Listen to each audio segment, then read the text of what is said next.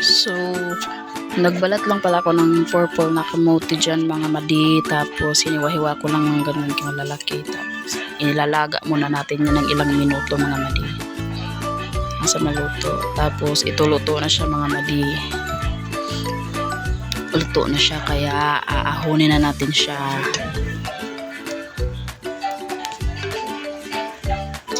Tapos, imamash na natin siya mga madi.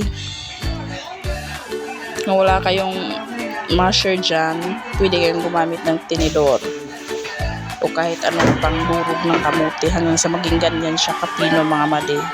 Tapos lalagyan na natin siya ng 2 kutsarang asukal. White sana yan, dapat yan mga madi, kaso wala akong white sugar kaya brown sugar na lang.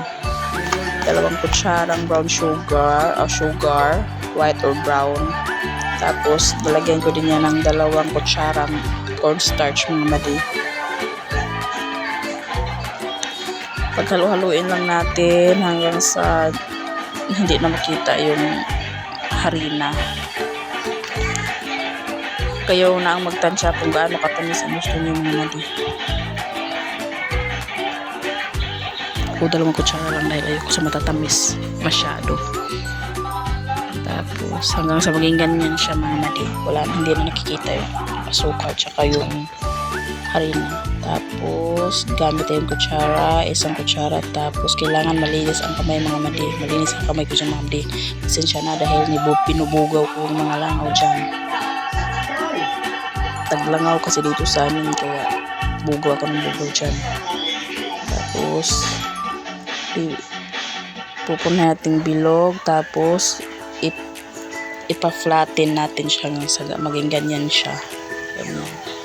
Ipiprito na natin siya mga madi hanggang sa medyo mag-brown yung ilalim bago natin baliktarin. Kahit konting brown lang, ganyan yung itsura nung ubi hupya mga madi, ganyan yung itsura. Tapos baliktarin natin mga madi. Pagtapos niyan, kabila naman.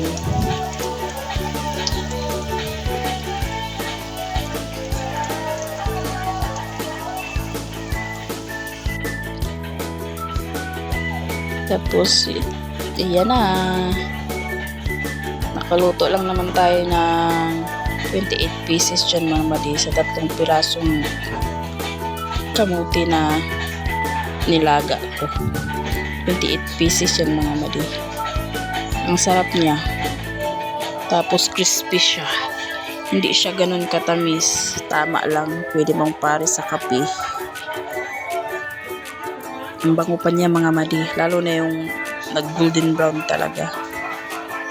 Naubusan kasi ako ng mantika kaya hindi masyadong nag-brown yung pang-last na ano. Ang tinik ng kaya. Tignan nyo naman yan mga madi.